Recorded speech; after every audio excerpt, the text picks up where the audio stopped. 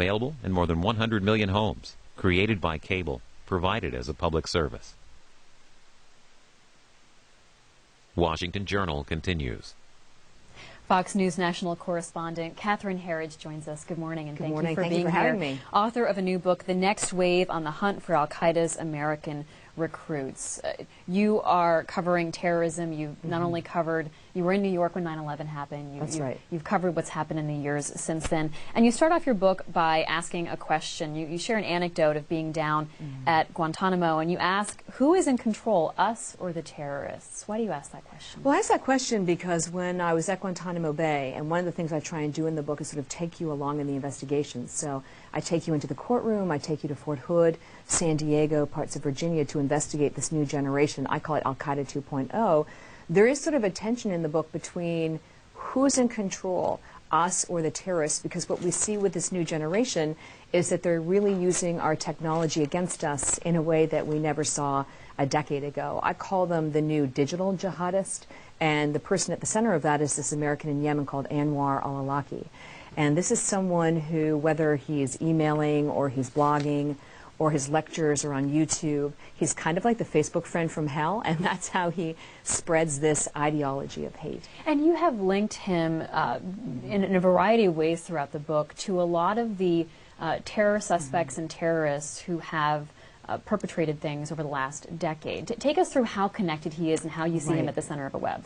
Well, the book really began with a very simple question. One of my colleagues at Fox asked me after Fort Hood, how is it that Americans who are old enough to remember 9/11 less than a decade later are willing to turn their back on their own country? And that question really gave me pause, because I thought back to 9/11 and seeing the collapse of the towers and what happened at the Pentagon in Pennsylvania, and I couldn't really get my mind around it. And the more I investigated it, the more I found that you had the fingerprints of this American cleric, Anwar al-Awlaki, who has now become more of a household name, but who at that time was really virtually unknown. And what you see in many of these cases, like the case we saw in Seattle last week, is that these individuals who are homegrown or self-radicalized, they're followers of his lectures and his ideology on the web.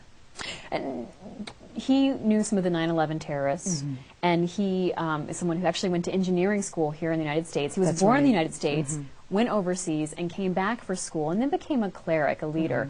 How has he been able to make these connections and find people who are interested in his message?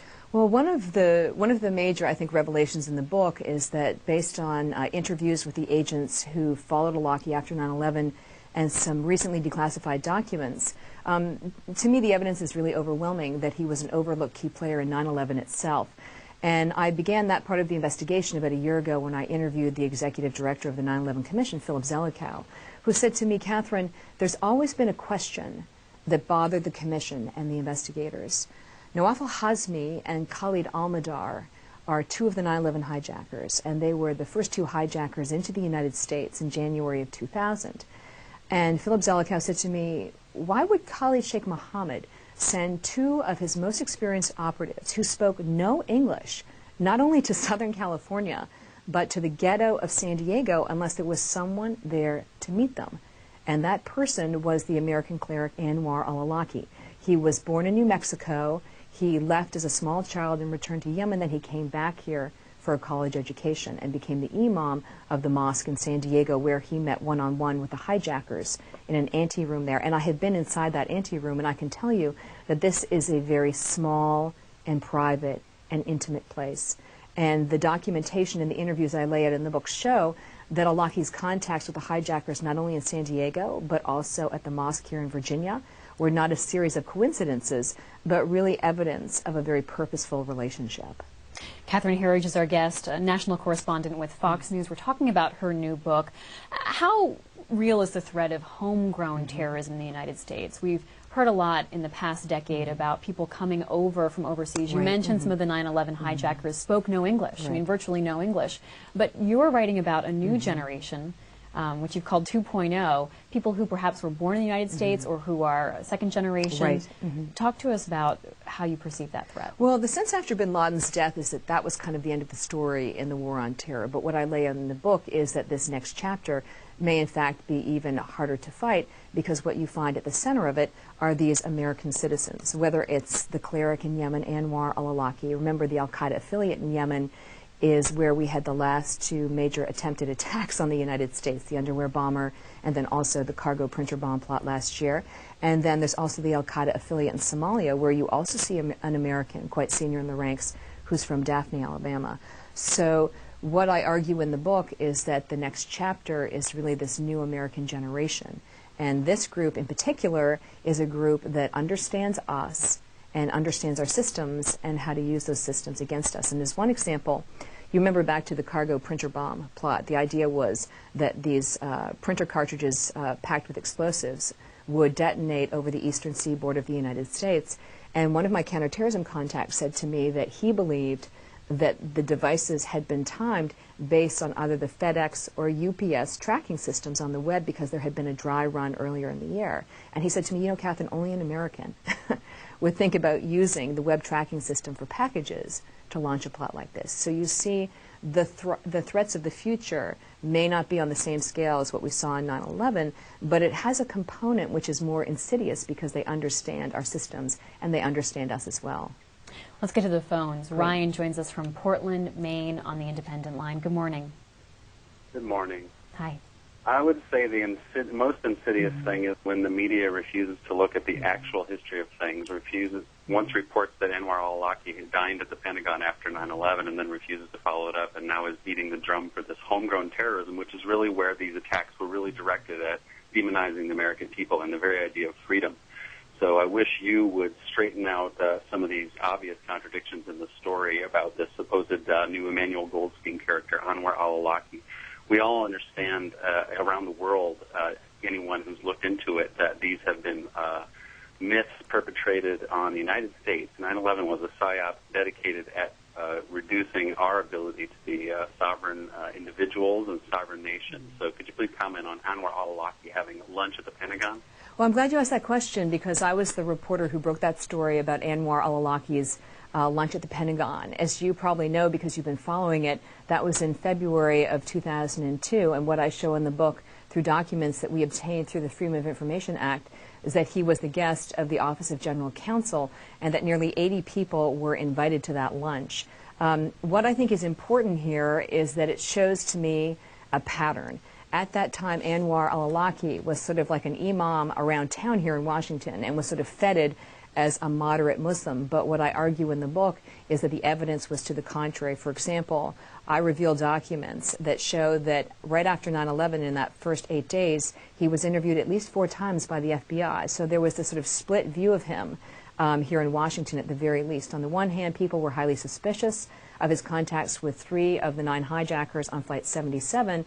And then on the other hand, he was seen as sort of a moderate and go-to guy to sort of build a bridge between that world and the United States. And what I would also add, and I think you'll find interesting, is that for me, writing about that lunch at the Pentagon was really upsetting on many levels, because when you look at Anwar al-Awlaki's contacts, it was with 3 of the 5 hijackers on Flight 77, and that was the flight that slammed into the Pentagon. So when Anwar al-Awlaki was invited back there to lunch as a guest speaker on Islam and politics, to me it was like a thief returning to the scene of the crime. And you could imagine someone like Awlaki walking the corridors of that building and in some respects marveling at the destruction that his guys were responsible for. Wheeling, West Virginia. Ron is on our Independent line. Yeah, I was wondering how you feel about how infiltrated we are in our country because of our immigration policies and the lack of following up on these people. And I mean, for years and years, we've had people coming into our country freely. How infiltrated do you think we are, and to what levels? Well, that's a great question. Thank you. One of the things I lay out in the book is that Anwar al-Awlaki, especially when he was in San Diego, he had, I'll call him a helper. He was a Yemeni national called Modar Abdullah, and it's not a name that's familiar to many people, but it's well known within counterterrorism circles because this Yemeni national was a facilitator for the hijackers in San Diego. He helped them find apartments and get jobs at a gas station and get licenses, all of those sort of things to help these two people who spoke no English settle in early 2000. And Modar Abdullah is interesting because he came here as a bogus asylum seeker. He said he was a Somali refugee. He was actually a Yemeni national, and at one point he also claimed to be an Italian citizen. So certainly during that period there was an effort to exploit our immigration system, and there was also an effort by the American Anwar al-Awlaki to exploit our system against us. I lay out in the book how Awlaki was able to lie and get $20,000 in scholarship money. He claimed to be a foreign student when he went to school in Colorado, but in fact he would never have been eligible for that money if they had known he was an American citizen. So you do see a pattern of fraud and, again, people using our system against us. Let's follow up on that. You mentioned he was an American citizen, Correct. Actually, but he'd gotten this scholarship opportunity by seeming to be a foreign, That's right. Foreign-born. But you also document how law enforcement officers tried to figure out a way to get him on violations. That's right. So you talk about how there was an observation that he'd actually sort of put the wrong Social Security number correct. on a passport application. And so this was a way that when he came back in the country, law enforcement officers could get him. But when he came back in the country, they didn't. So take us through what you think that means and what the significance of that is. Asked that. Right after 9/11, Anwar al-Awlaki was a high priority target at the JTTF, which is the Joint Terrorism Task Force in San Diego, because of his contacts with three of the hijackers. And I interviewed the case agent who put that arrest warrant together. And when Anwar al-Awlaki had come here as a student to go to university, he had claimed to be a foreign national to get the scholarship money, and at the same time he had lied about his place of birth on his Social Security application. So, which all doesn't really seem like a huge, I mean, it's not, not like a giant thing that you could lock someone away for the rest of their life for, but this is significant because? It was significant because every time he used that Social Security number when he went to apply for an American passport, it was a continuation of the fraud. So to get this arrest warrant, the idea was not to set some precedent about prosecuting passport fraud. It's what people in law enforcement would call a holding charge. You want to be able to pick this person up for whatever it is and then put some pressure on them. And what I write about in the book, I think, is probably the most newsworthy elements of the Awlaki case. In October of 2002, he entered the United States, and he was held at JFK International Airport for 3 hours because there was this outstanding warrant for his arrest until an FBI agent in Northern Virginia ordered his release, though the warrant was still active for his arrest. And what I show in the book is that the events surrounding October 2002 were likely withheld from the 9/11 Commission and from Congress. And based on the evidence I've seen, there are really only three possibilities. One is that the FBI was trying to make him an intelligence asset. Number two, they already believed he was a friendly contact. Or number three, they were trying to track him for intelligence. And I argue in the book that things didn't go well for obvious reasons. Look where he is today, because I have yet to meet a member of Congress when I show them these arrest warrants and the circumstances under which that warrant was pulled that's familiar to them. Let's go to Bensalem, Pennsylvania. Judith, Democratic caller. American recruits. You are covering terrorism. You've not only covered, you were in New York when 9/11 happened. That's right. You've covered what's happened in the years since then. And you start off your book by asking a question. You share an anecdote of being down at Guantanamo, and you ask, who is in control, us or the terrorists? Why do you ask? Us or the terrorists, because what we see with this new generation is that they're really using our technology against us in a way that we never saw a decade ago. I call them the new digital jihadist, and the person at the center of that is this American in Yemen called Anwar al-Awlaki. And this is someone who, whether he is emailing... Well, I ask that question because when I was at Guantanamo Bay, and one of the things I try and do in the book is sort of take you along in the investigation. So I take you into the courtroom, I take you to Fort Hood, San Diego, parts of Virginia to investigate this new generation. I call it Al-Qaeda 2.0. There is sort of a tension in the book between who's in control. Available in more than 100 million homes, created by cable, provided as a public service. Washington Journal continues. Fox News national correspondent Catherine Herridge joins us. Good morning, and thank you for being here. Having me. Author of a new book, The Next Wave on the Hunt for Al-Qaeda's... Or he's blogging, or his lectures are on YouTube. He's kind of like the Facebook friend from hell, and that's how he spreads this ideology of hate. And you have linked him in a variety of ways throughout the book to a lot of the terror suspects and terrorists who have perpetrated things over the last